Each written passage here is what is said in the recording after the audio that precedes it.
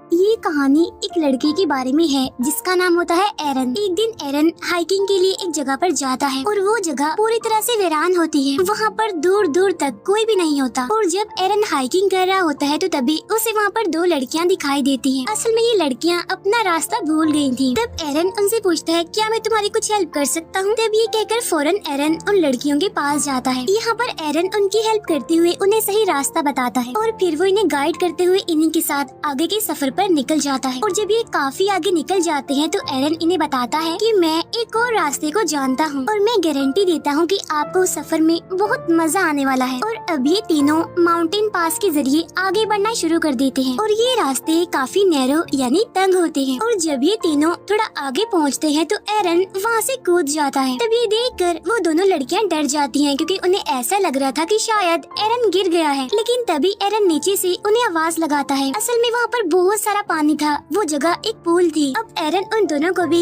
नीचे कूदने के लिए कहता है। तब ये दोनों लड़कियाँ एक एक करके पानी में कूद जाती हैं और ऐसा करने में उन्हें बहुत मजा आता है। वो वहाँ पर काफी एंजॉय कर रहे होते हैं। इसके बाद ये तीनों अपने सफर पर आगे निकल जाते हैं। अब वहाँ से निकलने के बाद एरन को हाइकिंग के लिए आगे जाना होता है और उन दोनों लड़कियों को अपने घर जाना होता है। तो इसीलिए ये लोग यहाँ पर अलग अलग होने से पहले सेल्फी बनाते हैं। एरन उनसे पूछता है, क्या हम लोग दोबारा कभी मिलेंगे? तब उनमें से एक लड़की कहती है कि कल हमारी रात एक पार्टी है जिसमें कि तुम भी आ सकते हो। इसके बाद एरन उन दोनों लड़कियों को गुड बाय कहकर वहाँ से निकल जाता है। एरन अब माउंटेन पास से आगे बढ़ रहा होता है। वो काफी खुश होता है, वो इस हाइकिंग को काफी एंजॉय कर रहा होता है। लेकिन यहाँ के रास्ते बहुत ही ज्यादा तंग और खतरनाक होते हैं। और जब एरन दो तंग पहाड़ियों से नीचे उतरता है तो वहाँ पर एक बड़ा सा पत्थर होता है और जब एरन उस पत्थर का सहारा ले रहा होता है तो तभी वो पत्थर खिसक जाता है, जिसकी वजह से अब बेचारा एरन नीचे गिरने लगता है। और वो पत्थर जिसका एरन ने सहारा लिया था वो भी उसके साथ साथ आकर उसके हाथ पर गिर जाता है, उसके राइट हैंड पर। और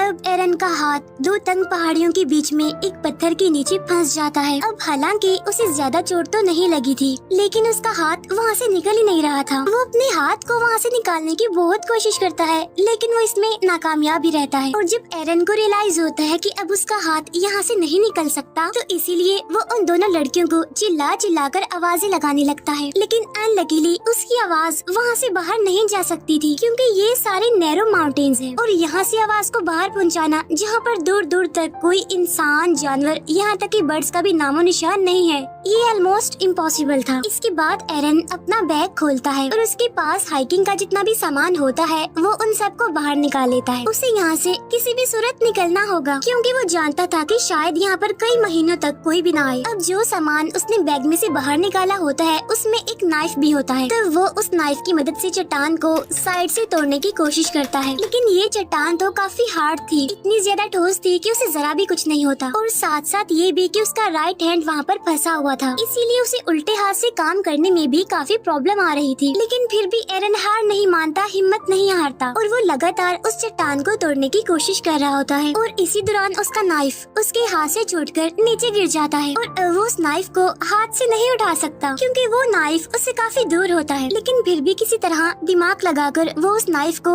अपनी तरफ खींच लेता है और एक बार फिर से चट्टान को काटने लगता है। लेकिन वो इस काम में पूरी तरह से नाकामयाब रहता है। अब क्योंकि वो चट्टान इतनी ठोस थी कि उसकी नाइफ की धार भी पूरी तरह से खत्म हो चुकी थी। और अब देखते ही देखते रात हो जाती है और एरन को यहाँ पर फंसे हुए काफी घंटे गुजर चुके थे। उसे कुछ समझ नहीं आ रही थी, उसे कुछ नहीं पता था कि वो यहाँ से कैसे निकल सकता है। इसीलिए वो लगातार अपने हाथ को वहाँ से निकालने की कोशिश करता रहता है। ऐसे ही करते करते अगली सुबह भी हो जाती है और अब यहाँ पर एरन को फंसे हुए 25 घंटे हो गए थे लेकिन स्टिल उसे निकलने का कोई रास्ता नहीं मिल रहा था। लेकिन फिर वो अपने कैमरा को ऑन करता है और उसमें रिकॉर्डिंग करना शुरू करता है जिसमें वो कहता है कि पिछले 25 घंटों से मैं यहाँ पर फंसा हुआ हूँ और कोई भी नहीं जानता कि मैं यहाँ पर हूँ क्योंकि मैंने अपने यहाँ पर आने का किसी को भी नहीं बताया था। साथ साथ मेरे पास खाने का सामान भी बहुत ही कम है और पीने के लिए भी सिर्फ 400 से 500 ml पानी है। अब जब वो ये सब कुछ रिकॉर्ड कर रहा होता है तो उसे ऊपर से किसी की आवाज सुनाई देती है। इसी वजह से एरन जोर जोर से चिल्लाने लगता है लेकिन उसका चीखने का चिल्लाने का कोई फायदा नहीं होता क्योंकि वहाँ पर तो कोई होता ही नहीं है। कुछ घंटों के बाद वहाँ पर फिर से रात हो जाती है, जहाँ पर एरन को भूख लगने लगती है और उसके पास खाने का जितना भी सामान बचा हुआ था वो उसे खाने लगता है। तब उसे याद आता है कि आज रात उन लड़कियों ने मुझे पार्टी में इनवाइट किया था, जहाँ पर जाहिर सी बात है कि वाइन भी होगी। और अब एरन उस पार्टी को इमेजिन करने लगता है और तो और वो अपने आप से बातें भी करता है।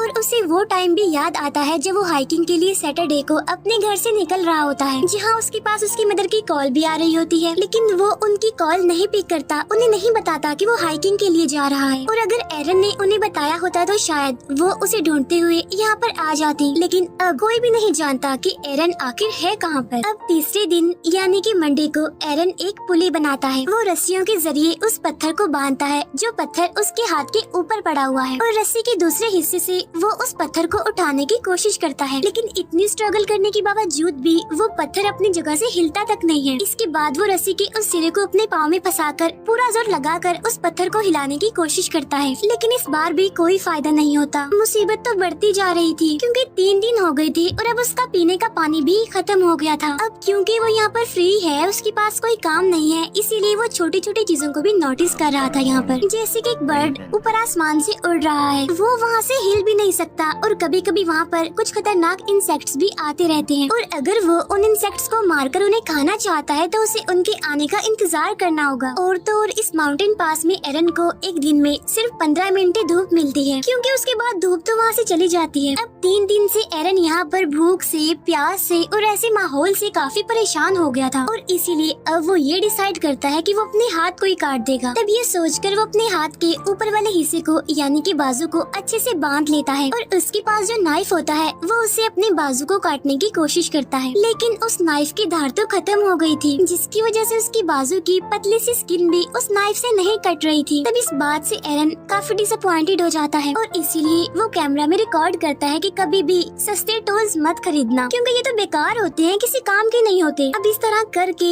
एक और दिन गुजर जाता है, और जब रात होती है तो एरन को अपने पुराने दिन काफी याद आ रहे होते हैं। उसे अपनी फैमिली, अपनी बेस्ट फ्रेंड और अपने बहुत सारे फ्रेंड्स याद आ रहे होते हैं, और जब वो लोगों को याद कर रहा होता है तो ऊपर आसमान में बादल आ जाते हैं, और देखते ही देखते बहुत जोरों से बारिश होने लगती है। क्योंकि एरन के पास पानी खत्म हो गया था, इसीलिए वो अपनी बोतल में पानी भरने लगता है, और उन तंग माउंटेन्स में भी पानी आने लगता है जहाँ पर एरन फंसा हुआ था। और अब देखते ही देखते पानी का लेवल बढ़ता जा रहा था, जिसकी वजह से एरन उसमें डूबना शुरू हो जाता है। अब क्योंकि पानी में ग्रेविटी कम होती है, इसीलिए हम भारी से भारी चीज को भी आसानी से उठा सकते हैं। तब एरन भी पानी के अंदर जाकर उस पत्थर को उठाने की कोशिश करता है, और काफी मुश्किलों के बाद वो उस पत्थर को उठा लेता है, जिसकी वजह से फौरन उसका हाथ भी वहाँ से बाहर निकल जाता है। तब एरन वहाँ से निकलकर अपनी गाड़ी की तरफ भागता है। वो अपनी गाड़ी में बैठकर उस जगह से निकल जाता है, लेकिन ये सब कुछ एक ड्रीम था उसका, क्योंकि ऐसा कुछ नहीं होता। अभी भी वो उन्हीं माउंटेन पास में फंसा हुआ था, और वो एक बार फिर से